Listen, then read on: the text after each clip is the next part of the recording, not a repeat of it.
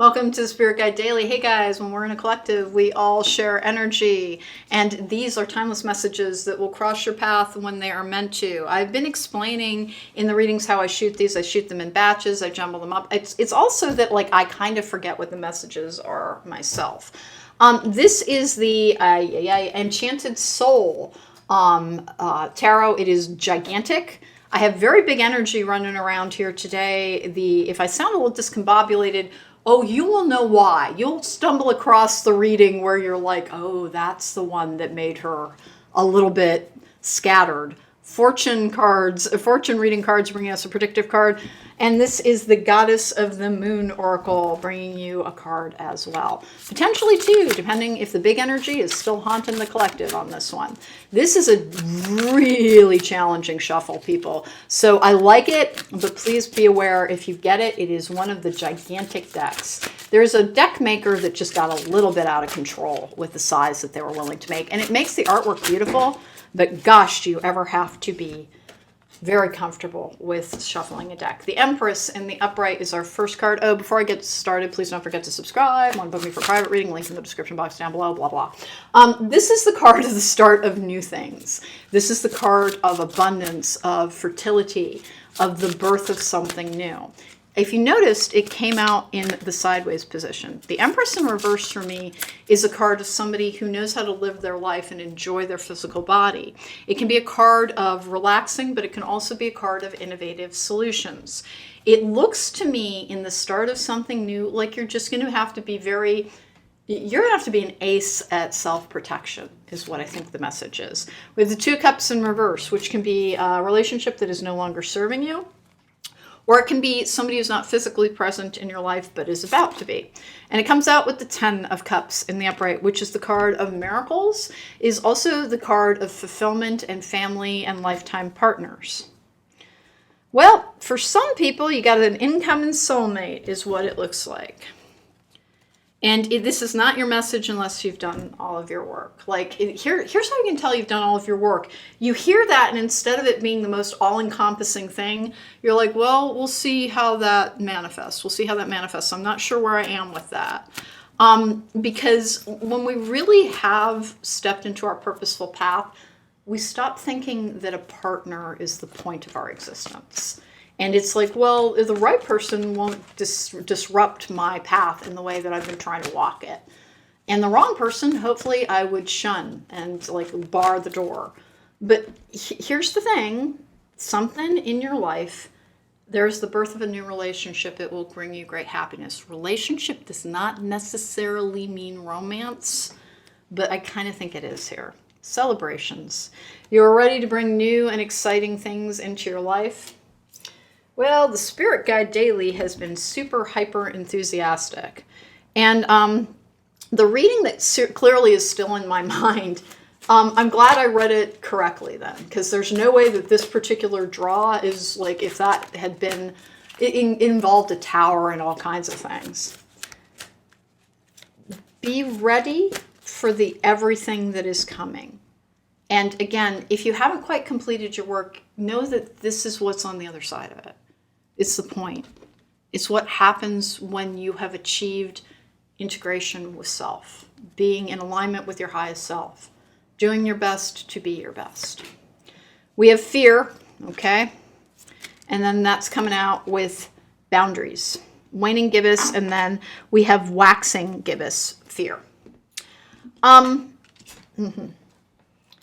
For people who had a lot of trauma around if they had CPTSD or PTSD, if you're still in a codependent cycle, you reach for the next relationship and you go towards it because it's all you've ever known.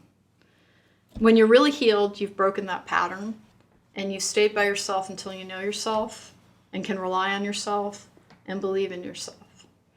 And people don't understand that once you've reached that destination, that's not where you're supposed to stop. And now you will have to encounter a fear that you have never encountered before, which is the fear of surrendering your energy. I'm not going to say your independence because you never will surrender your independence again. but that the idea of being in love is probably going to scare the living bejesus out of you if you have actually healed. Because like love was part of the problem in the past. Your relationship to relationships was part of the problem. And that is not an insult to anybody. If you're really here with me, if you've really been healing from codependency, you hear that and you go, oh yeah, it was. But you're not meant to live as a hermit on a hill with a bunch of goats. You're meant to be involved in life. And what you've had trouble really understanding as this journey has been progressing is that your isolation or solitude has been so that you could heal and become truly self-reliant and independent. And that you are going to bump into outright fear when that begins to change and there are more challenges to your identity. There are more people. You've been a raging individual for a while. You haven't been part of much of anything. You've been trying to heal. More's coming to you. And boundaries are going to be the thing that like you put up, hopefully in a healthy manner. As something new starts, you may encounter something that people who've been in the runner-chaser dynamic as the chaser don't have, which is that you're in a runner position and you have to make choices around, healthy connection, and not being frightened away from connection, but rather willing to embrace it as the next and new and different part of your journey. Because if you have always been having codependent relationships, then there's something called trauma bonding. And trauma bonding is frequently what is responsible for a lot of situations where we have a lot of trouble letting go of an ex. And it is about being bonded to your abuser quite frequently. And when love starts coming back towards people, it can kind of bump into the, oh, never again. Hear me. If you're really healed, it will be an entirely different land than you have ever explored. I don't think you're going to get more specifics on it. And if you're healed, you're like, yeah, no, that fits well. But there are new stages in your life coming to be. It involves success and happiness and people in a way that it hasn't for, I think, kind of a long time. And it is so... you're not relapsing. You're not relapsing if you're suddenly very afraid. It took a lot of work, a lot of energy, a lot of strength, a lot of faith, and a lot of tears to get to a point in your journey where it's like that part's closing out. The isolation ward is closing out, and now you are being put back into more and more scenarios where there will be people and friends and community and connection. And it's when you're afraid, you have to remember, I'm only afraid that I will go backwards. You are not going backwards. You have become strong and resilient and self-reliant.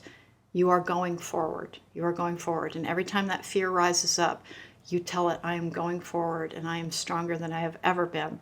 And I can handle anything. I could even handle the loss of something, which is what is really at the root of the fear that you have around trying again, is that you don't want to, you think that the loss would kill you next time because it was so hard to get through. Sometimes we lose relationships, but we never ever lose ourselves once we are whole within. And my collective has apparently leveled up. Congratulations, guys. That was a really rough journey for a lot of people. I have no idea what this means for the Spirit Guide Daily going forward, I'm going to be honest. But I'm going to try and film another one after this. Take care. Be well. Maybe I'll see you next time.